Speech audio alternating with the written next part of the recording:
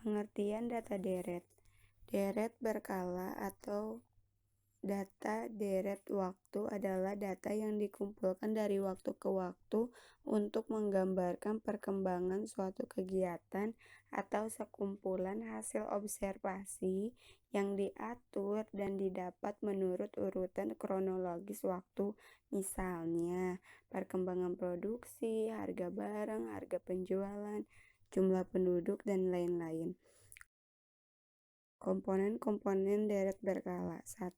Tren adalah gerakan berjangka panjang yang menunjukkan adanya kecenderungan kenaikan dan penurunan secara keseluruhan. Misalnya, menggambarkan hasil penjualan, jumlah peserta KB, perkembangan produksi, harga, dan volume penjualan dari waktu ke waktu, dan lain-lain. 2. Seasonal.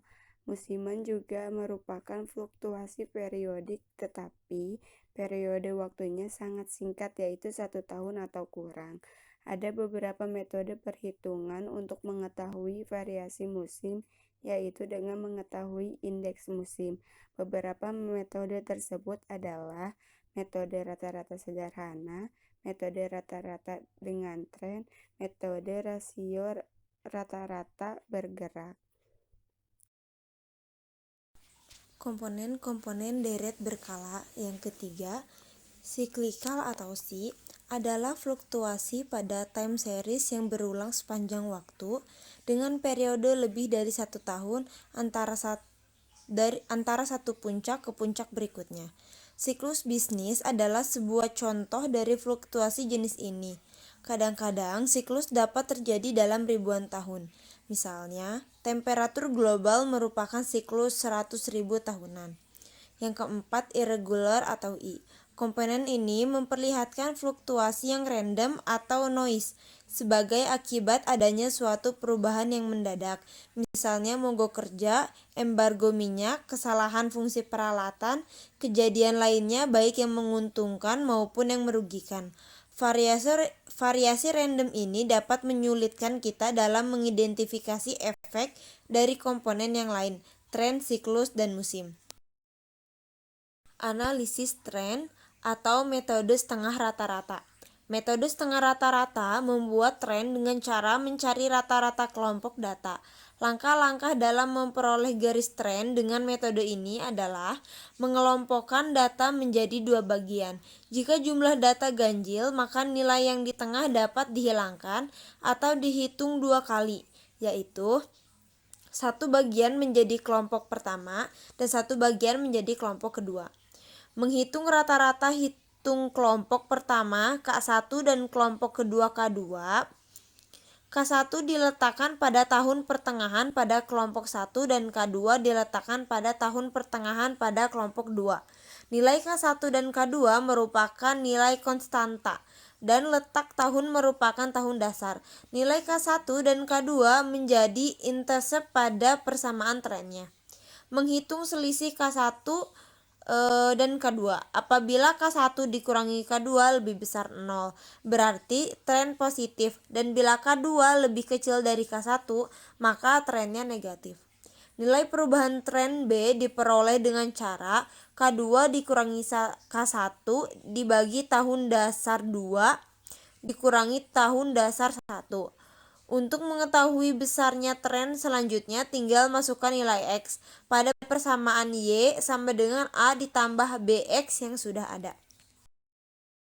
Selanjutnya ada analisis tren atau juga metode tangan bebas. Metode ini digunakan dengan cara membuat diagram pencar dari data yang kita miliki. Kemudian, apabila datanya berkumpul dan membentuk garis lurus, maka dapat diperkirakan data tersebut berbentuk linear. Hanya dapat dilakukan oleh orang yang sudah berpengalaman. Metode yang belum sempurna dan sangat subjektif.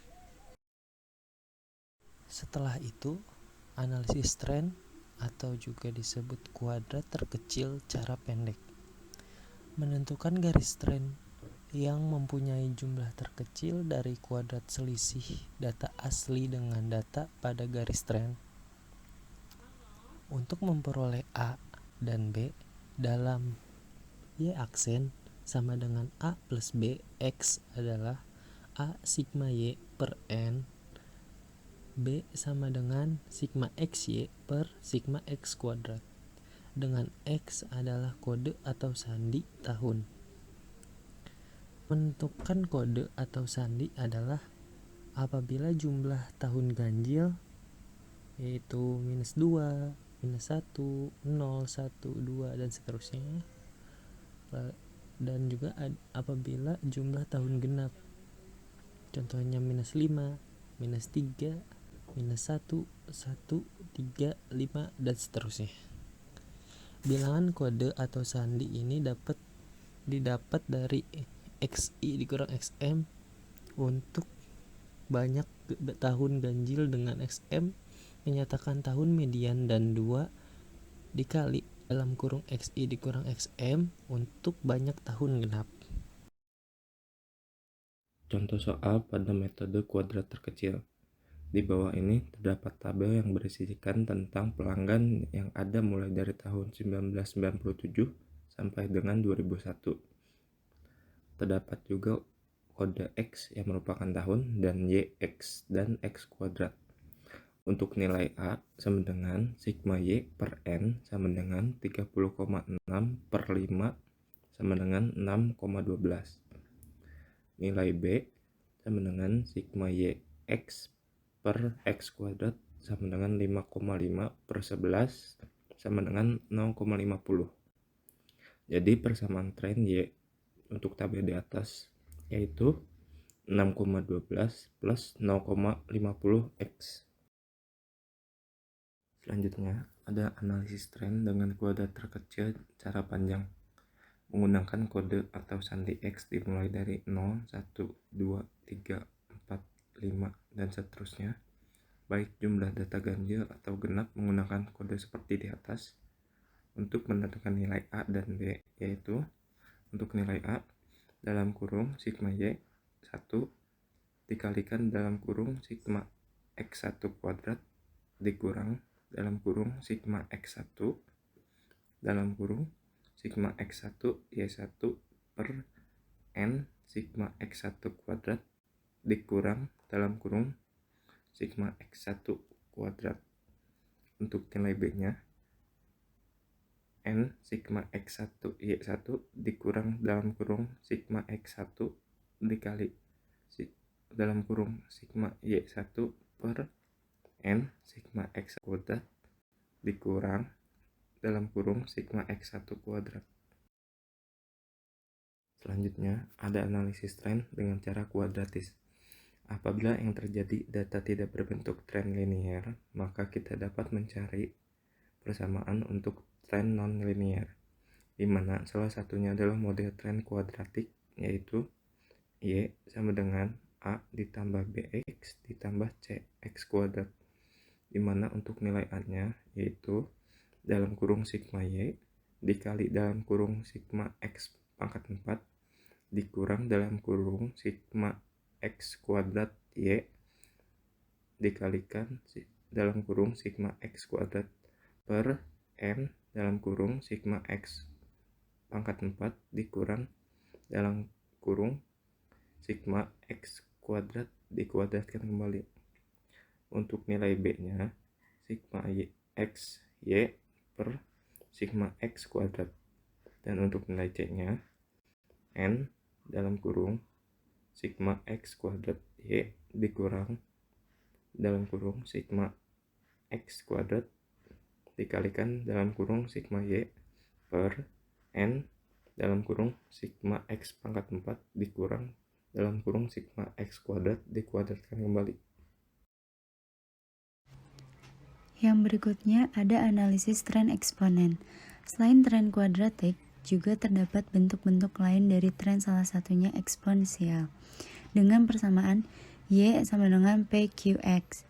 Persamaan di atas dapat dirubah menjadi log Y sama dengan log P plus X log Q. Sehingga A sama dengan log P sama dengan sigma log Y per N. B sama dengan log Q sama dengan sigma X log Y per X per sigma X kuadrat. Yang berikutnya ada analisis varian siklis. Data berkala tahunan biasanya terdiri dari 3 faktor, yaitu tren, siklis, dan residu. Musiman tidak terdapat karena data dicatat secara tahunan, sedangkan musiman terdapat selama berbulan-bulan yang membentuk tahun itu. Y sama dengan TSR T atau TSR. Apabila persamaan di atas dibagi dengan tren T, maka diperoleh SR, yang merupakan pengaruh gabungan antara siklis dan residu. Untuk memperoleh pengaruh SR, maka dilakukan pembagian antara nilai data yang sebenarnya dengan nilai tren, sehingga persen tren Y per YT dikali 100% atau Y per YT sama dengan TSR per T sama dengan SR. Analisis variasi musim. Selain tren dan siklis, untuk melakukan peramalan jangka panjang, perusahaan juga memerlukan ramalan atau perencanaan jangka pendek. Data yang diperlukan bukan berbentuk data tahunan, tetapi data dalam jangka waktu yang lebih pendek, misalkan bulanan, triwulan, dan sebagainya. Pengaruh jangka pendek atau musiman tertentu dapat pula dianalisis. Pengaruh musiman ini berulang selama periode 1 tahun atau kurang. Variasi musim terkait dengan perubahan atau fluktuasi dalam musim-musim atau bulan tertentu dalam 1 tahun. Selanjutnya, ada analisis variasi residu, bersifat acak dan sukar untuk dikendalikan.